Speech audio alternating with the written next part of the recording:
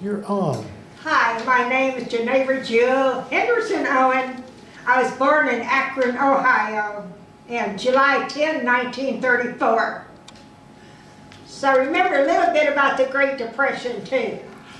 I now live in Evansville, Indiana. And during the World War, I was 7 years old when it started, and I remember hearing FDR Roosevelt tell about when the war started in December 7th. And it scared me, the way he sounded and then the way the adults around me acted. It scared me. And I'd have to walk back and forth to school. And we had these white flags in the windows for people that had people in the services. They had gold stars. But when the service purpose and got killed in action, they had a red star. There was this one person had 7 gold stars on this flag on the house I walked to school. When the 7th star turned red, I started bawling, and I ran up to her house and knocked on her door, and I told her, I'm sorry. And we held each other and cried for a few minutes till we both quit crying. And she said, thank you for coming. And we had to get rations. Everything was rationed. And I had to get the ration books at school. So my mother went one time with me to school to sign up where I could get the rations where she didn't have to go every time, because she was working at Firestone. And one thing that was rationed was sugar. So one time a person brought her a bushel of grapes. She said, how am I going to can these grapes and make jelly out of them, because I can't get enough sugar? She had this friend that had a restaurant. He brought her a 50-pound bag of sugar, sat on the porch on the back porch. We got up that morning, there was a 50-pound bag of sugar on that back porch so she could can them jelly. She gave a jar of jelly to almost everybody in our block, because none of them could have jelly. And my mother was really a Rosie the Riveter. She worked at Firestone, and they had a open house at Firestone one summer day. And we was under this big airplane, and under the wings of this big airplane, and she said, you see them rivets up there? She said, I put them rivets in that wing of that airplane. So every time they talk about Rosie the Riveter or see a picture, I remember my mother doing that.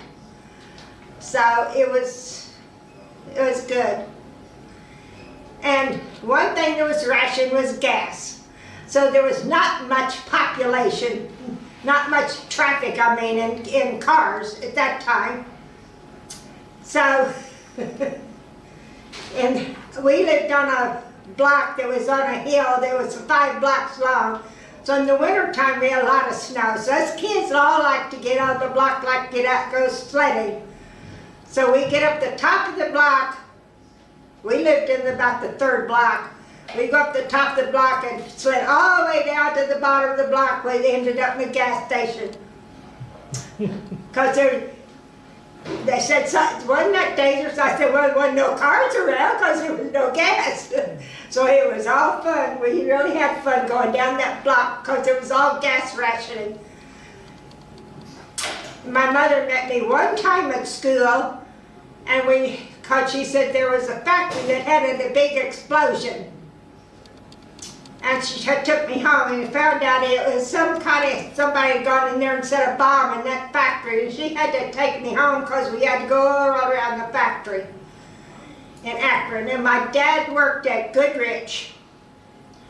And he hand cut rubber for tires for the airplanes and Jeeps and everything for the people, for the military. And then in the summer, my grandparents lived in Illinois, close to Fairfield, Illinois. So we would ride a train over there from Akron to, I think it was Mount Vernon or someplace where you had to get off the train and come back. Anyway, there would be lots of soldiers on the train in their khaki uniforms. And they always helped my mother take care of us kids, and she'd give them some chicken. She'd make her fry about three chickens that she could give to the soldiers and everything. We'd all eat. And you go in the women's restroom, there was this little sitting area, then you had to go to another little room to go to the toilet. But we had to step over soldiers in that sitting room because they was all laying down asleep. But they was all really nice. We did not ever have to, nobody had to worry about anything bad happening on the trains.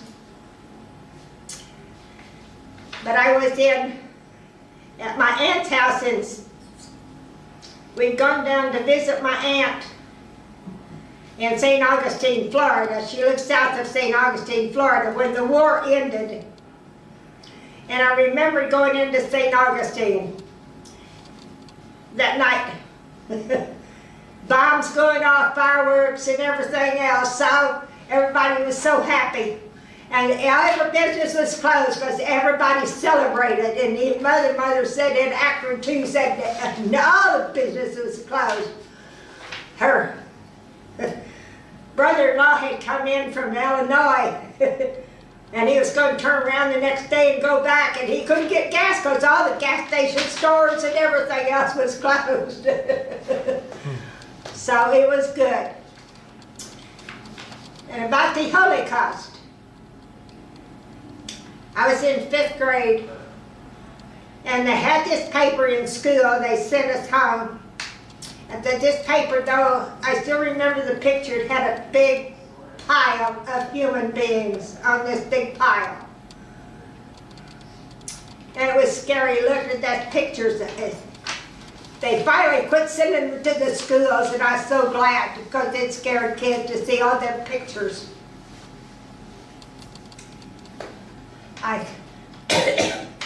We moved from Akron to Wayne City, Illinois at the end of the war.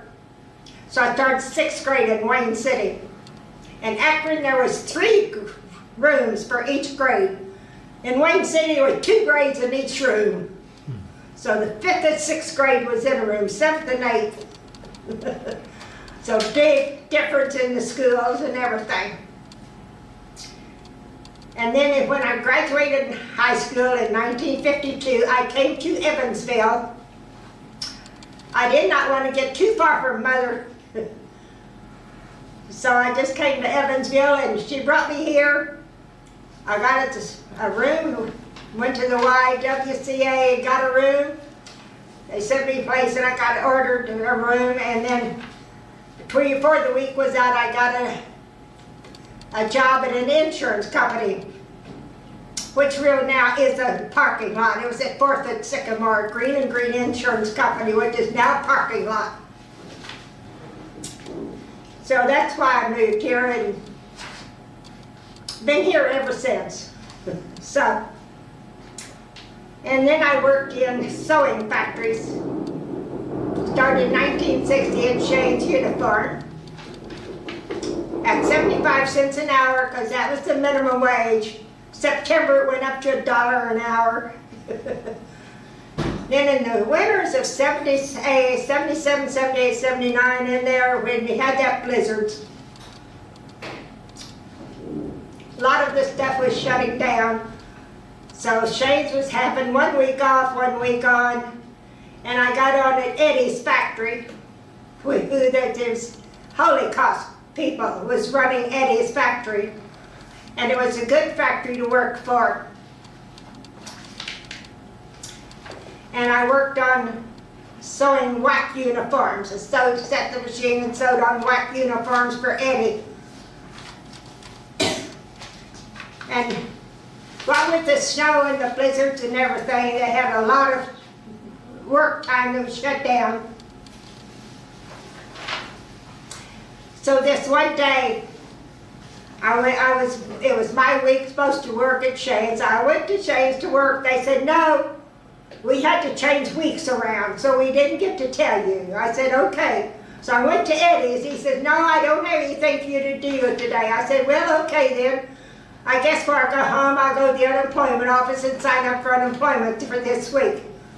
I didn't get to the bottom of the steps. He used to call me. He said, get back up here. I got you something to do. And he had me working all week.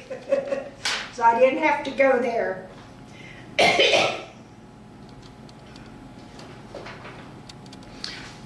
So, I'm not sure what else to talk about. Thank you. This concludes our interview with Genavieria Owen on 31 August 2025. It's the day of the Evansville Wartime 80th anniversary celebration of the end of World War II.